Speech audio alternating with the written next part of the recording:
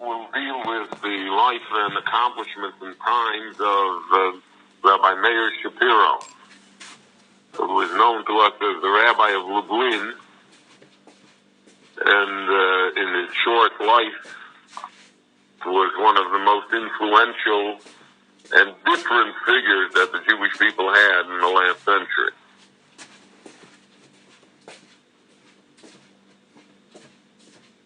The period of his life, some people have the good fortune or the misfortune, depending how you look at it, of living in very turbulent times.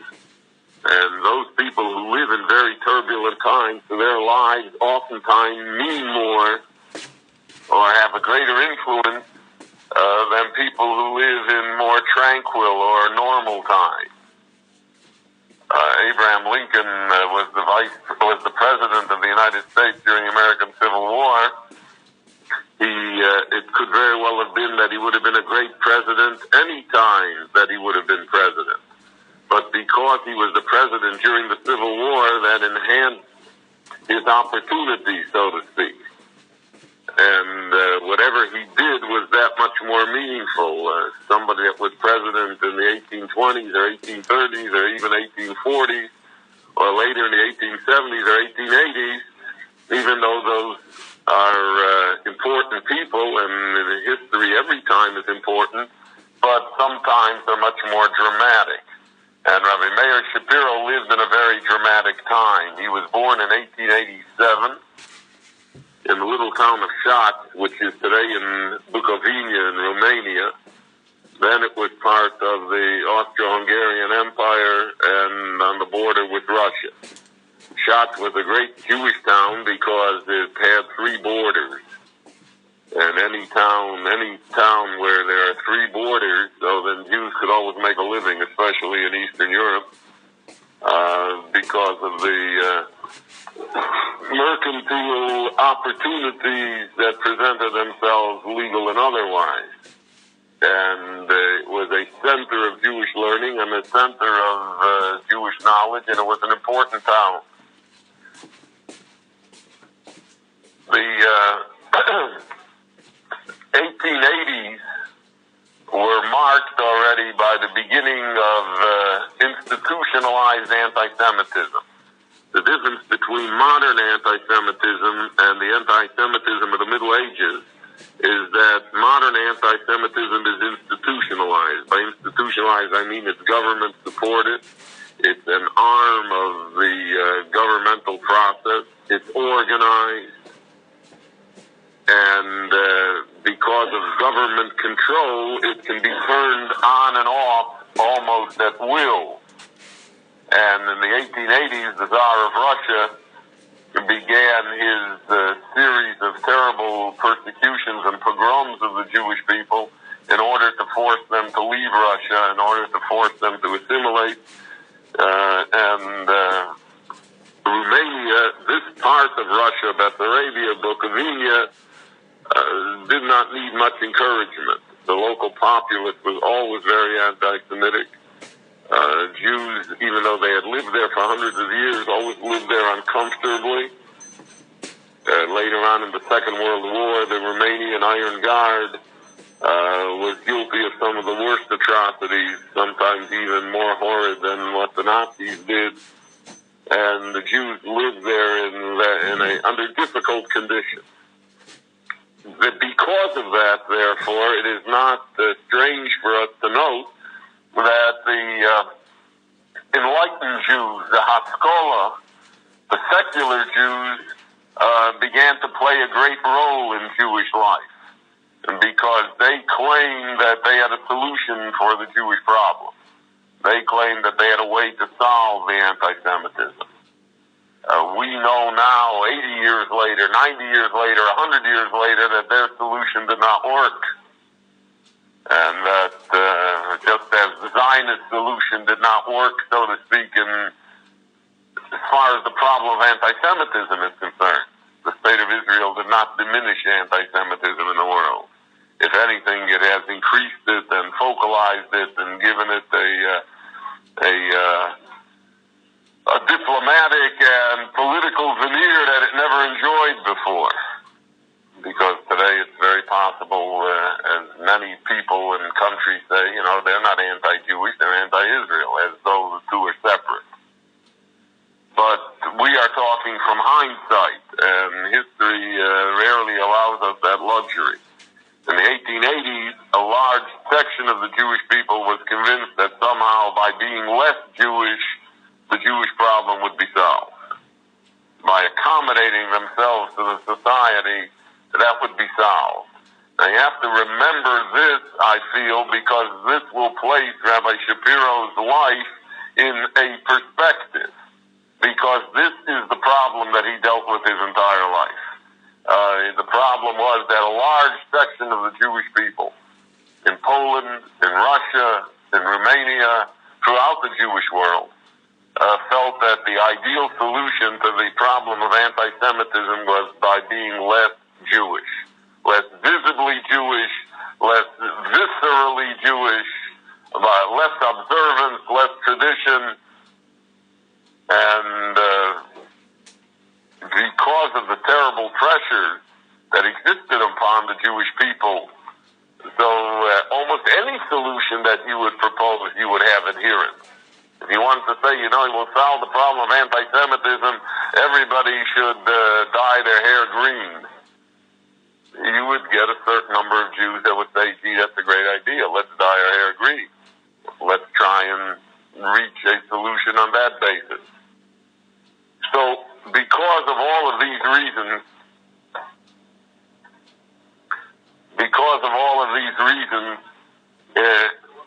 Rabbi Shapiro's life is going to be a tremendously turbulent life. Because within traditional Jewry, there also will be great schisms to understand how to deal with this problem. The religious Jewry also didn't have a pat answer. And he who proposed certain answers and far-reaching solutions would always find opposition, would always find that there were people that opposed him.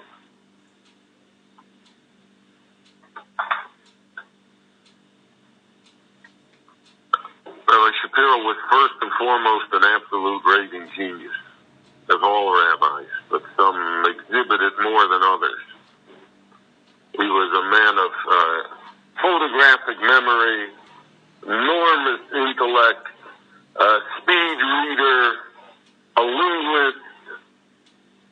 He was a child prodigy. He was just an unusual person in every imaginable fashion. He also was a very handsome person, with aristocratic bearing. He was raised in a Hasidic family, and he himself was a Chassid, but he was a Chassid that was not, I don't mean to be misunderstood, but he was not narrow in Chassidus. His influence was far beyond Chassidus, though he remained a loyal Chassid all of his life. Once he met a Misnagdic rabbi, and they met in the baths at Marienbad, and they were discussing a matter in Halacha, in the Gemara, and the Misnagid was also a great Talmud Chacham, a great Rosh Yeshiva, a great Talmud Chacham, and he made a certain halachic statement. So Rabbi Shapiro said, it can't be, that's not true. He said, Taisus never said that. That doesn't appear. So he says, I'll bet you that it does. He says, I'll bet you it doesn't. So they said, well, what should they bet?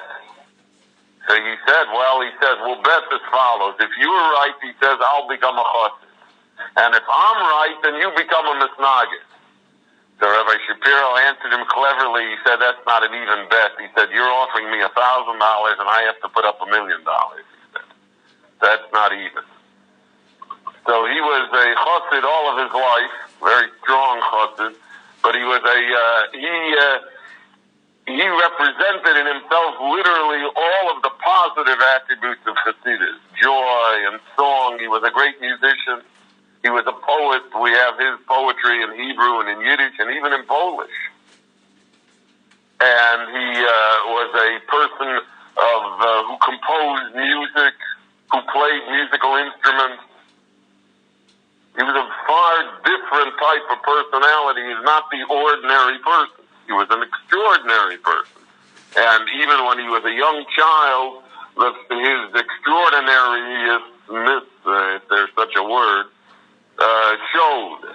So that by the age of 9, he was the star in the city of Shak. People used to come, rabbis would come to test him. It was like among the Jews in the Old West, right? The gunslingers came to town to shoot it out with Billy the Kid, right? You wanted to see if you were good. So if you weren't good enough, you got killed. But at least it was a good chance to see whether you had it or not. And among the Jews in Eastern Europe, the contest was to give tests to little children that were geniuses, to see how good you were. He had Meir Shapiro had a Zayda, a famous author of the Sefer Minchas Shai, which is a Sefer on Torah, Nevi'im, and Ksuvim, on Tanakh. It's more than a grammatical book. It's really a textual concordance regarding the entire Bible. That was his Zayda, and his Zayda learned with him. His father was a businessman. His father was in business most of the day. But his Zayda had his grandfather at time, and he learned with him. And by the time the child was 9, as an example, he took an exam on all of the Shulchan Aruch Yeridea, which is the exam that is given for smicha, which is the exam that's given for rabbinic ordination. He took it at the age of 9. And he had great rabbis that came to give him these types of exams. The greatest one at that time in that area of the world was the great Rabbi Sholem HaKohen Meberzan, the Berzhaner Rov, the Marsham. He was a great genius, and he was a great Shoel HaMeshiv. He was the greatest posek in that area of Poland. So after he finished talking with the child in Torah for a few hours, so he said about him, one could make the blessing, Baruch Yotzer HaMaoros. Blessed is God who has created the great lights in the world. That's the bracha that we make about the sun and the moon. So high an opinion that he had of this wonder child. Now, the problem with wonder children, I often mention, what happens to all the beautiful babies? When they grow up and they're not so beautiful. And what happens to all the beautiful brides, right? So the other part of the question is what always happens to the child prodigies in the yeshivas and in the day schools and the children that know 1,000 mishnayos by heart. Where are they when we need them? 20 years later, 30 years later, 40 years later. It's one of the difficult things. One of the most difficult things is to raise a gifted child into becoming a productive adult. I think it's far harder in many instances than in raising an average child into being a productive adult. And in the long history of the Jewish people, we have countless examples of great children that didn't become great adults. But here is the exception that proves the rule. Just as the Gaon of Vilna was such an exception that proved the rule, that he was a genius and a child prodigy, and he grew into the great Gaon of Vilna. Here at Meir Shapiro is a genius and a child prodigy, and he will be able to sustain it in adult life in a fashion that gave credence to his earlier genius. Also the nature, by the way, you have to trust me on this, but the nature of a gifted child is that he is spoiled. That's by definition. He's doted upon, he's spoiled. If the Berzhaner Rov comes to give you a bechina and talks to you, and you're 9 years old and the Berzhaner Rov is 75, and he has no child is that stupid not to realize that he is special. not to realize the level that he's being dealt with. And therefore, it is part of the problem, so to speak, part of the burden, at least, of being a gifted child, is that those children tend to be arrogant, have a tendency to have a great deal of hubris and false pride, and not to be realistic about the world. And they're accustomed that everything should be done for them and everybody should love them. They're very thin-skinned.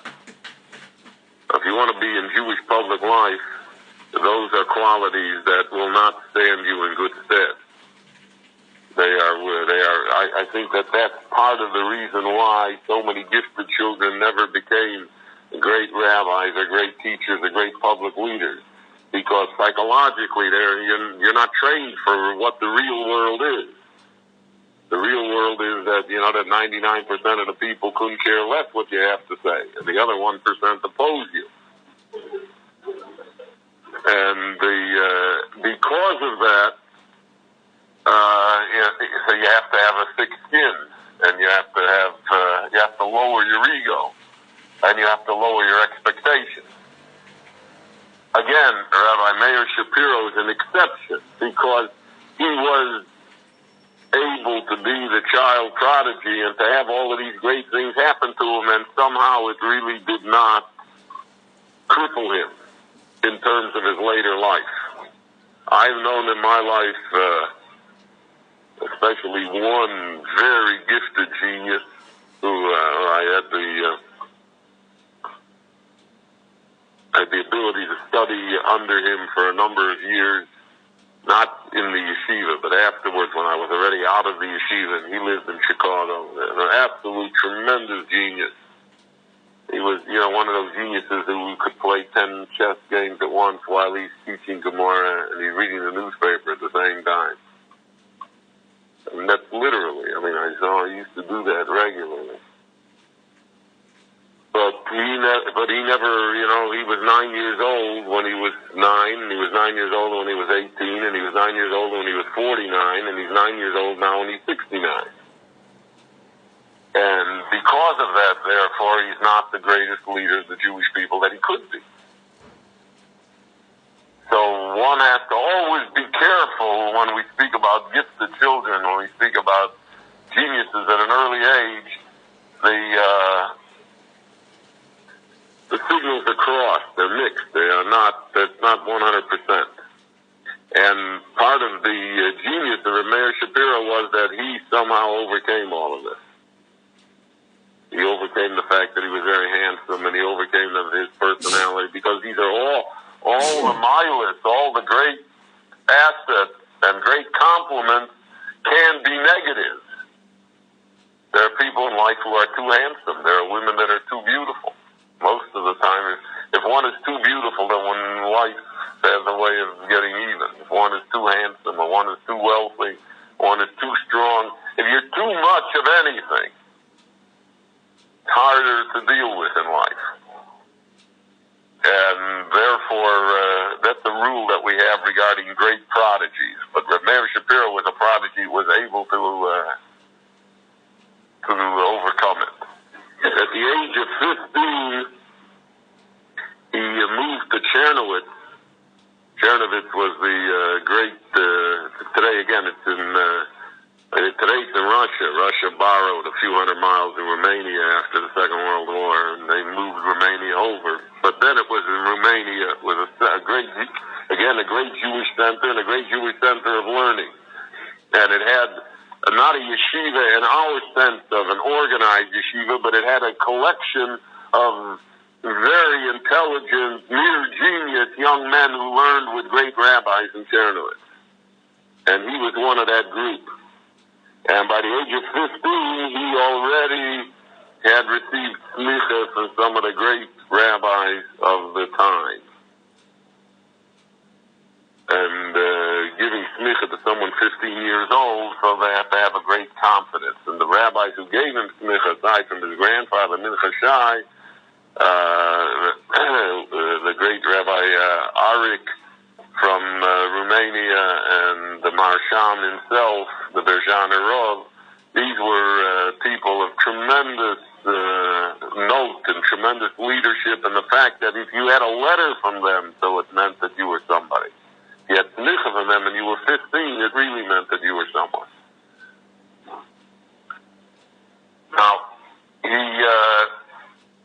when he was 16, he entered into an engagement with his wife, who was the daughter of a very wealthy merchant from the Polish Galician city of Tarnopol. Tarnopol was a center of Jewish learning in Galicia, famous city with famous rabbonim, and it had the Galicianers have a certain charm to them, all rumors to the contrary notwithstanding, and it had a life and vibrancy, quickness, cleverness, and his father-in-law was a Jew by the name of Yaakov David Breitman, who was the wealthiest Jew in Tarnopol, who lived in a mansion, and who was a very, very wealthy man. Not just wealthy in terms of money, but, a guy with real money. A real person. He really had money. And he promised that he would support the Meir Shapiro the rest of his life, financially. The only thing wrong with that promise was that it was made in 1902. In 1903. And within 11 years, he would be destitute, because the First World War would wipe him out as it would wipe out most of Europe. So all man-made promises, all man-made promises, especially in these areas, fathers-in-law promises. The wisest son-in-law would be well taken to, not to take them with a grain of salt, but to realize that no matter how well-intentioned, the promise cannot always be fulfilled, and therefore there must be some other reliance. There must be some other way that you're going to make your way in life. Meir Shapiro, interestingly enough, refused his father-in-law's offer. And he said that he was going to sit and learn until such time that he felt that he was ready to assume the mantle of rabbinic leadership. That's the literal translation of what he told him in Yiddish. And that when he felt he was ready, he was going to leave. But that his father-in-law should not think that he was going to support him for the rest of his life. It's also very interesting to know that his father-in-law, and especially his mother-in-law, there's a special Masechta in the Talmud called mothers-in-law, right? That his mother-in-law opposed his going into the rabbinate bitterly. I'll tell you an anecdote about it in a moment. Ferociously. Whether he saw it as an act of independence on his part, which undoubtedly was part of it. It's very hard to live off of other people. I think one of the main drawbacks in the rabbinate that I have always found is that in essence you're living off of other people, even though at least it's dressed up in a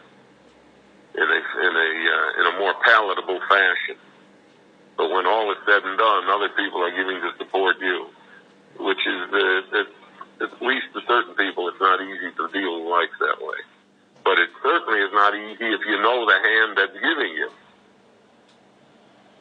And it's certainly not easy if you're living in the same house as the hand that's giving you. And many times, the more that is given, the less it is appreciated, the harder it is to take. So it could be that Meir Shapiro's drive for the Rabbonis was because he wanted to get out of that situation. Though in reading his writings and his speeches, one is struck immediately by the fact that he feels that he was born for a mission, which that really haunted him all of his life, that sense of mission, that God had given him certain gifts, and that he had to use them for the benefit of the Jewish people, and that by going into public life, that was the only way he could use them. He was also haunted his entire life by the fact that he had a premonition that he would die young. which he did. He was a sickly child. Apparently, reconstructing it, he had rheumatic fever when he was a young child, which was very common at that time. Apparently, he had damaged heart all of his life. He was always prone to colds and to influenza and was very sick with pneumonia when he was a young man. And at that time, at the turn of the century or the early 1900s, before the type of medicine that we have today and the type of drugs and antibiotics, etc., those things left a scar on one's health. He once remarked to Meir Shapiro, he said, if I live to be 50, he said, I'll be able to head hundreds of thousands of Jews. But he never made it to 50. But it's interesting that that was like his goal in life. He couldn't expect more than 50. And so this also was part of the drive. If a person, God forbid, is aware that he has only 20 years to go or 30 years to go, so he's not going to stay in his father-in-law. He hasn't got time to stay in his father-in-law's house. He's driven by the sense of his mortality. And Meir Shapiro, it's striking. If you read his speeches, his articles, it comes through between the lines that here's a person that the angel of death is looking over his shoulder. And that everything that he does is in spite of that. His joy, his energy, his determination, his far-sighted vision, everything is in spite of the fact that he knows that his days are very numbered. That only enhances the person and makes his reputation greater and gives us an idea of what he is. When he was 27 years old, which is the year that he left his father-in-law's house, right at the eve of the First World War, he had written a book, famous book called the Imre Das, which was a book of halachic essays. Great work. And here we have also, he had a premonition of tragedy his entire life, aside from the premonition of early death, but a premonition of tragedy, that he was stalked by tragedy. As we see in his life, it was a fairly tragic one. So that he wrote the book, and he brought it to the printer, and they worked on it, and they re-edited it, and they printed it, and they bound it, and the book, somehow, every copy of the book was burned on the way back from the printer. It got caught in a fire, and the copies that were not burned were lost, so that he worked on the book 10 years. So 10 years of effort, and the book he hoped would, aside from the benefit that it would bring to the scholarly Talmudic world of having such a book, but the book would, in a sense, make him too. And all of that went up in a puff. And you read again in all of his letters, there is an irony about life, a sense of tragedy, almost an acceptance of the fact that it's not going to turn out, that he hasn't got mazel. You know, in Yiddish, there's a famous statement that if you have a choice between mazel and money, take mazel. Mazel is a great thing, good fortune. Some people have it, Baruch Hashem. If you have good fortune, so then whatever happens, it's all right. And there are many great people who don't have it, for one reason or another. And he always felt that he didn't have it. And that again only serves to accentuate the accomplishments that the man was able to achieve. We also have, because of this, also it's really a complex personality, because anytime you deal with great people, you're dealing with such a... So you have mixed in that even though on the surface he was a joyful person, and always enthusiastic and happy and a song person who always sang. There's always a tinge of melancholy in him, tinge of sadness, which is also reflected in his writings. And from those who saw him and spoke to him, there always was, they used to say there was always a crest at the end. There was always a sigh at the end. And that's a reflection, again, of his own personal life. He never had children. He and his wife never had children.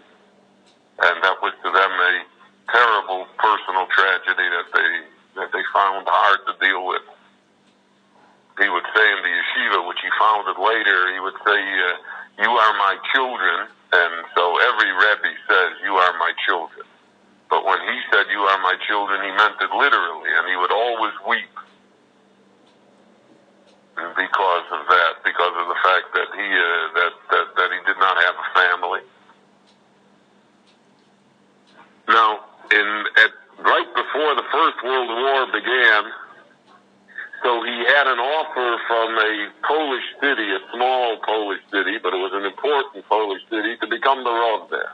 And the name of the city was Galena, like Galena in Ohio, where Ulysses S. Grant came from.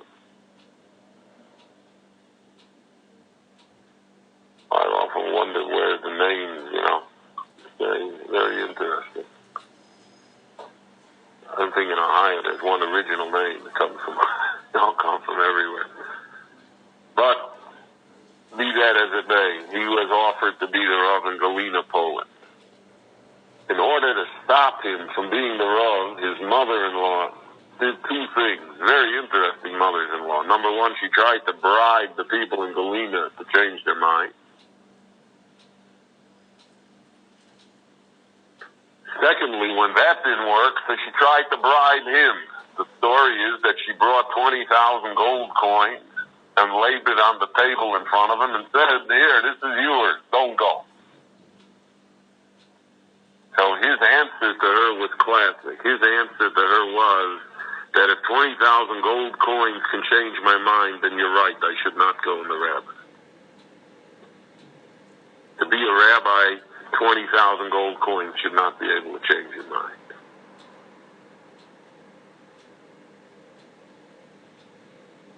And he went. He left. He went to Galena.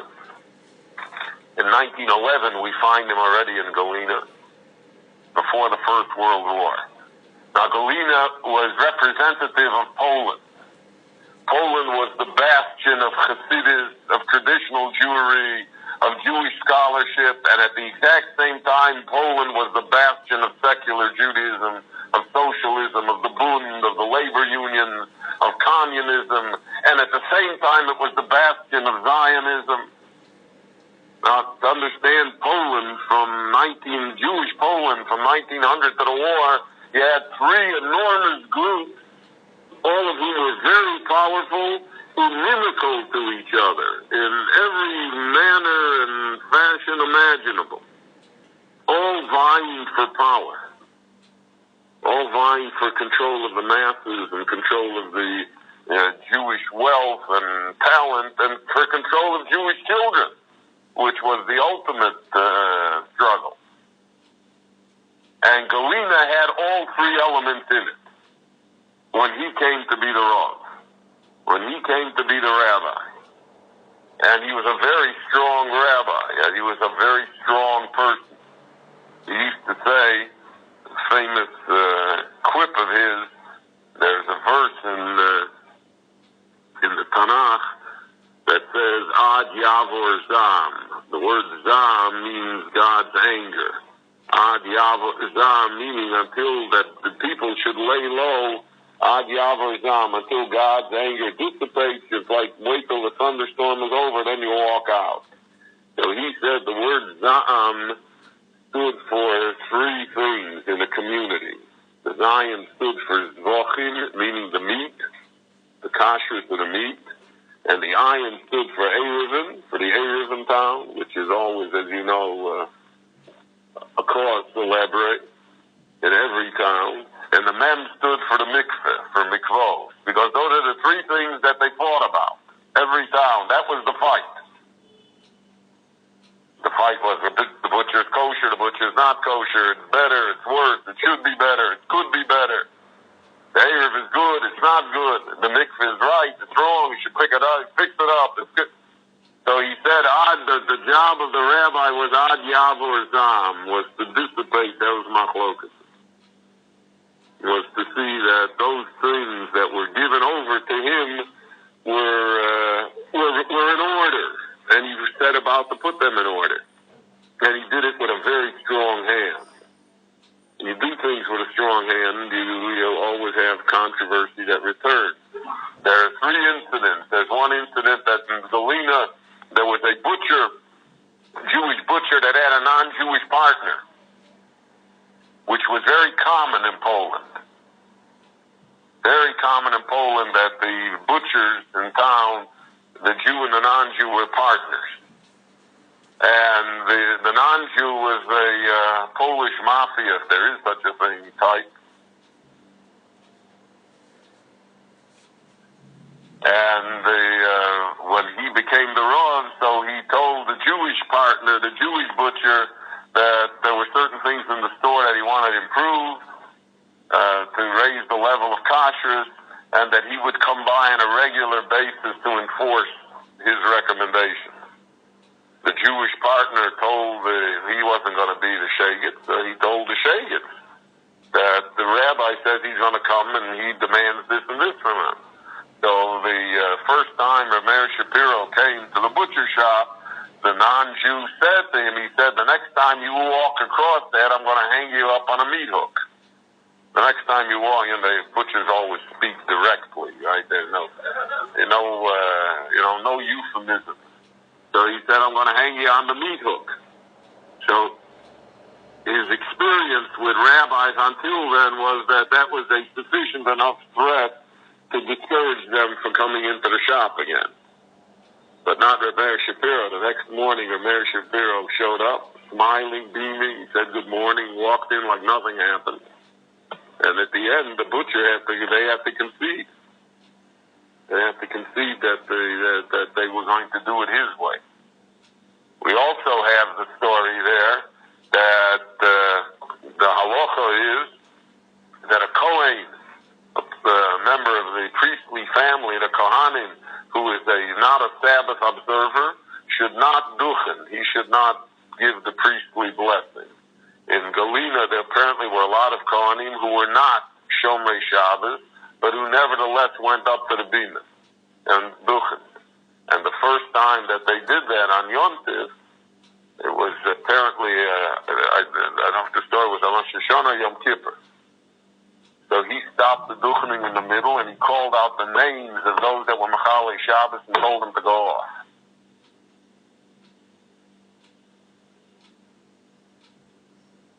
So he was, as you can see, he was a person of not only strong convictions, but of iron will and of great nerve. You need nerves of steel to do this. And he was unremitting in his war against the Maskilim, against the secular Jews and the institutions of secular Judaism. He was a great orator. He spoke in he was an orator in Hebrew, and he was an orator in Yiddish, and he was an orator in Polish. And he was a great orator, and he was a very effective foe. Because in a time when most rabbis only spoke twice a year, and the public domain was controlled by the secular orators or by the Zionist orators, in Galena the situation was different. He was the leading orator in town. So much so that the Polish nationalists invited him to speak for their meetings. Because in a strange fashion, they thought that he was a Polish nationalist also.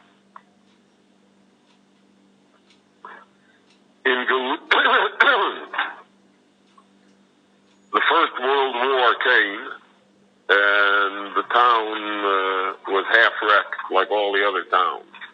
Occupied by the Germans, by the Austrians, then the Russians came, and then they got thrown out again. It was just the turmoil the Jewish wealth was destroyed. The First World War was really a tremendous debacle for the Jewish communities of Eastern Europe. After the war, he single-handedly rebuilt the town. He rebuilt the town, not only the shul and the mikveh and the eruv, but he rebuilt the Jewish businesses. He had a great facility for raising money, for being able to mobilize funds. He was a businessman too. He knew how to deal with these things, and therefore his town grew, and he was able to put the town back on its feet. In 1921, he was invited to become the rabbi of a larger town. He was really invited to become the rabbi of Warsaw. But he refused that position because he felt that no rabbi could be effective in Warsaw. And he was not wrong. It's a little like being a rabbi in New York or Jerusalem or somewhere. It's just, it's not manageable. No one personality can make a difference, can make the difference. And he looked rather for a place where he could make a difference, just by the power of his personality. So there was a middle-sized city called Sanuk, which invited him to become the rabbi. He left Galena and he came to Sanuk in 1921.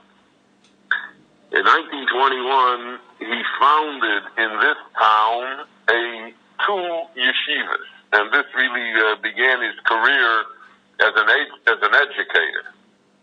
Two yeshivas. One yeshiva was a yeshiva in which they learned Torah till 3 in the afternoon, and from 3 in the afternoon till the evening, they had trade, shop, professions, carpenter, printer, etc.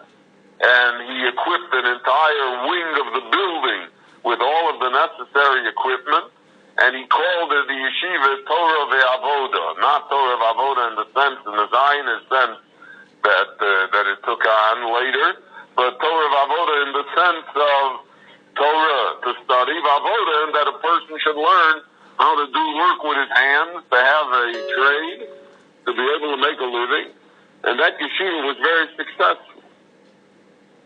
At the same time, he ran a much smaller yeshiva for the elite students in the town. He ran that in the shul, and he fed them in his home, because since he had no family, he was able to devote himself to his students in this fashion. And that yeshiva was a yeshiva limitzuyonim, he called it, the yeshiva for the elite, for the exceptional, and that yeshiva was based upon the study of the Talmud exclusively, the development of great Talmudic scholars. We will see later when he comes to build the yeshiva Chachmei Lublin, that's an expansion of this yeshiva limitzuyonim idea. It is interesting that he did not combine the two in one institution. He held that they were not combinable, that there have to be different yeshivas for different groups. In 1922, elections were held for the Polish Parliament. Now, the three main groups that I have outlined within the Jewish people, each had a party that represented them in Parliament, and those parties in turn were like the Jewish people are, and like the Knesset has got 28 parties that are running for it. So they were divided into little parties and little parties and little parties. But the main thing was that the Jews ran as a block. There was going to be a Jewish section of Parliament. The Jews did not run as part of the Polish party. It would be like in the United States. In the United States, there are Jews in the Democratic Party and there are Jews in the Republican Party. And there is no such thing as a Jewish party in the United States, even though for many decades Jews have voted overwhelmingly for one party over the other. But nevertheless, there's no exclusive Jewish party, and there's no party that claims to represent Jewish interests. In Poland, the Jewish philosophy was that the only way they would get anything is to have an exclusively Jewish party. That we'll see that really rebounded against the Jews badly, because it isolated them in Parliament and it allowed the other parties to make all sorts of illegal deals with them and really to corrupt them. But in the first Parliament, 35 Jews were elected, over 10% of the Polish Parliament. And out of the 35 that were elected, 6 were members of Agudas Yisrael, which was the religious party of the time. And one of the 6 was Rabbi Meir Shapiro. So that he was a representative in the Polish Sejm. He was a senator. He was a legislator in the Polish party, in the Polish Parliament. And he was the main defender in the Polish Parliament. The ultra-nationalist Poles, as well as other Poles, would hold long anti-Semitic diatribes. They said that all the problems of Poland were to be solved by getting rid of the Jews. The anti-Semitism in Poland between the wars was unspeakable. And that was the preparatory ground for what was going to happen. And Rabbi Shapiro took the role as being the leading defender of the Jews against the Poles. When he came to the Polish Parliament, he did not speak Polish that well. But when he left, he was one of the great orators in Polish. So much so that even his adversaries always came to hear what the rabbi had to say, the way he said it. He was a clever debater. He was a quick person on his feet. He had a sense of humor, and he knew how to, there's an art in parliamentary debate of how to insult your opponent in such a way that you win the debate. And Meir Shapiro was an expert in that. In 1920, he was 36 years old. He was one of the youngest members of the Polish Parliament. There's a great picture of the 6 Jewish, representatives on the steps of the Polish Parliament. Marvelous picture. In 1923, he traveled to Vienna, where there was the World Congress of the Agudas Yisrael, the Knessia Gadol of the Agudas Yisrael. In that meeting, he proposed 2 great ideas, which were the great ideas of his lifetime. And they were ideas which captured the Jewish people. The first idea was the Daf Hayomi. He's the inventor of the Daf Hayomi. That Jews all over the world should every day study 1 page of the Talmud, and everybody should study that same page. And there would be a regular order, and every 7 years the entire Talmud would be completed. And he saw it as a unifying factor, a tremendously necessary unifying factor amongst the Jewish people. And it's interesting that when he proposed it, there was great opposition to it. Every idea, no matter how good, the mere fact that it's new guarantees opposition. Now, opposition is not bad. It's what tests an idea. It's what tests a person. It's what tests an institution. Without it, you don't really know the metal that's involved. But he had great opposition. Especially did he have opposition from the Lithuanian yeshivas, who felt that the study of 1 page per day would be perfunctory. It wouldn't really convey the depth of Talmudic knowledge, and that it was a gimmick. Time has proven it to be more than a gimmick. Time has proven it to be one of the most enormous educational tools in the history of man, where even today you have hundreds of thousands of people, literally hundreds of thousands of people every day learning the same page of the Talmud throughout the world. So much so that the addicts of the Daf Hayomi give the date by the page that they're on, rather than by what day of the month or the year it is. But that was his revolutionary idea, which he introduced, and the Aguda accepted it, but he financed it. The Aguda never had money, so he financed it personally, raised money throughout the world for it. printed up calendars, publicity, placards, talked it up, and it got going. And every mavzor, every cycle, it has grown and grown and grown. Today it is very strong. It's fostered a host of imitators, which is the highest compliment. To learn a Mishnah a day, Mishnah Yomi, to learn a Mitzvah a day, to learn a Perek in Tehillim a day, to learn a Perek in Tanakh a day. That idea of a set daily universal curriculum that all Jews would follow. His second great idea, and by the way, he said that from the Talmud. He said, if you look at the page of the Talmud, you see the Jews from Palestine and from Babylonia, and on the side, Rashi is from France, and the Balei Teitz is from Germany, and in the back you have the Rosh from Toledo in Spain, and the Marsha from Poland, and the Maram from Lithuania. He said that the Talmud itself is the universal unifying factor. The page of the Talmud is the most unifying fact in Jewish history, because everybody from every place else in the world, they're all gathered in one place. And where's the place that unifies us? The page on the Talmud. That was his idea.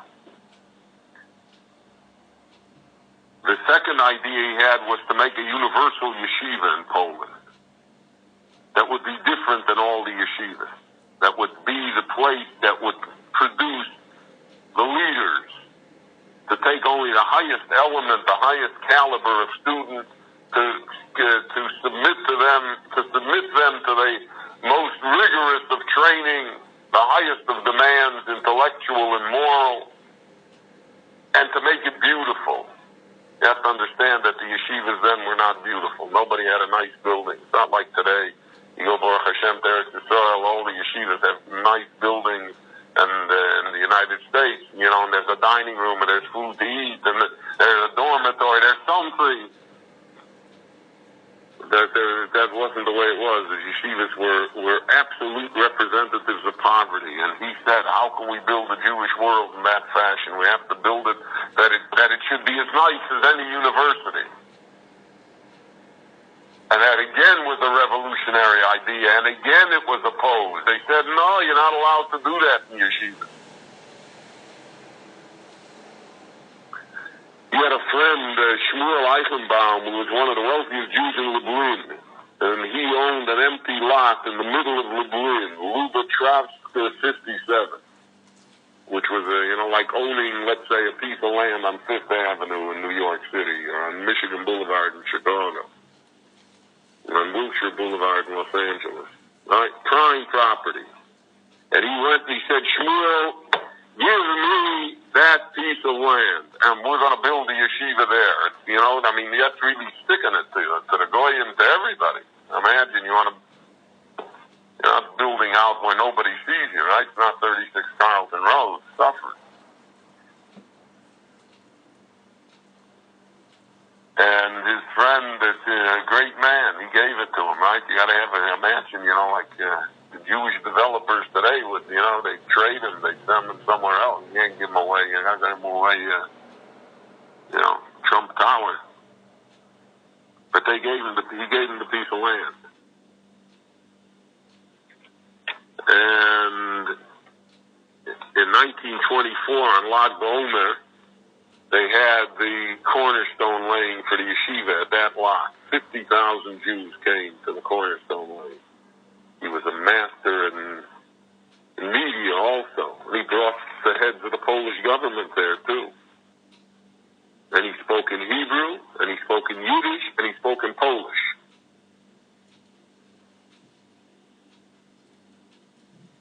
And there he said the famous quip that, that he had, now he had everything, but he didn't have the money.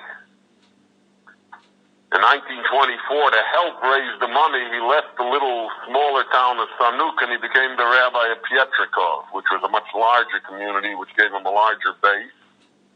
And he started to raise funds for the yeshiva in Lublin, which was a tremendous undertaking, And it was a one-man show, all on his shoulders. The building was built from 1924 to 1927, and he needed $150,000 $150,000 to complete the building. Well, today, $150,000, even, Rabbi, somebody said to me last week that they need $500,000 for something. I said, gee, I remember the days when I also only needed $500,000. $500,000 is nothing by me anymore. So $150,000,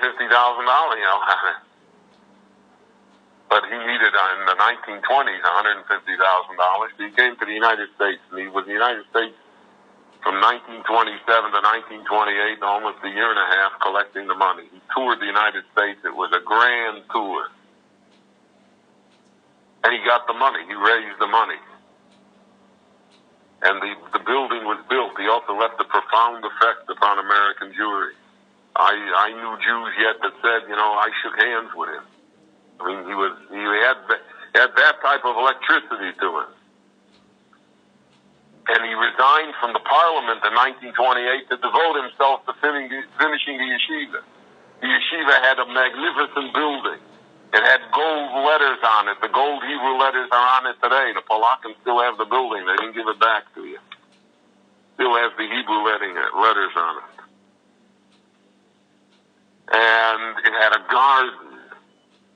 And it had landscaping. And it had a dormitory. It had electricity.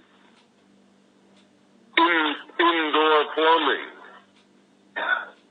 It had a library of 20,000 volumes that he wanted to raise to 100,000 volumes. The Nazis burned the entire library in one night in the street in front of the yeshiva. He had a miniature Beis HaMikdash built in the lobby. I mean, it was different. He wanted that the students should wear uniforms, but that he felt that would pull the string too tight. It would be too different. So he left it without that. The yeshiva opened. It was the greatest celebration of Jewish Poland. The Marshal Pilsudski himself, the head of the Polish government, came to open the yeshiva.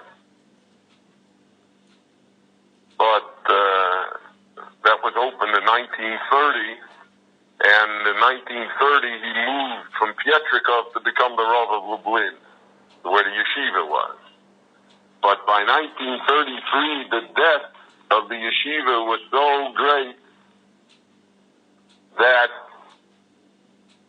he made an agreement with the people of Lodz that he would become the Rav in Lodz if they paid off all the debts of the yeshiva in Lublin. And they agreed. And he was going to leave Lublin and sacrifice that in order to go to Lodz, in order that the yeshiva should have money. But by then he was already sick. He had angina. He suffered from pneumonia. And in 1933, on the 6th day of Cheshvan, in the year Tov Reish Tzadik Daled, he was 46 years old. On a Friday, he died. And when he died, his death made such an impression upon the Jewish world. His funeral was on Sunday. Hundreds of thousands of people came. All Poland stopped, not just Jewish Poland. All Poland stopped. And he was one of the great figures. He left in his will that if the yeshiva fails, interesting, if the yeshiva fails, if they're unable to keep it going after his death, then all the land and the buildings should go to the Talmud Torah, to the elementary Jewish education in Lublin.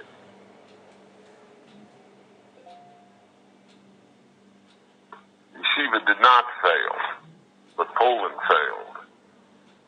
The Jewish community was destroyed. The building still stands today. But he was the greatest innovator in Jewish life. And everybody imitated him afterwards. And I heard it from the front of his Rav himself. He said, he's going to be the Litvisher of Meir Shapiro. He said, he's going to be the Lithuanian of Meir. Going to also build he's the one that picked Torah up and raised it on the banner. And so an enormous person with a great personality who left an indelible mark upon us and whose life story is well worth knowing because of the effect that it has upon us and upon all the Jewish people. Yes, he was. That's absolutely right, that he was disinterred and he's buried now in Eretz Yisrael. His grave was the only grave that was left in Lublin, in the Jewish cemetery, and they took him out, and he's buried now in Jerusalem. So, yeah, they say the body was whole, and they took him out. I heard that too. But he's buried now. He's buried in Jerusalem in Har HaMenuchot. Reb Meir Leibush ben Yechiel Michal, who is known to us as the Malbim,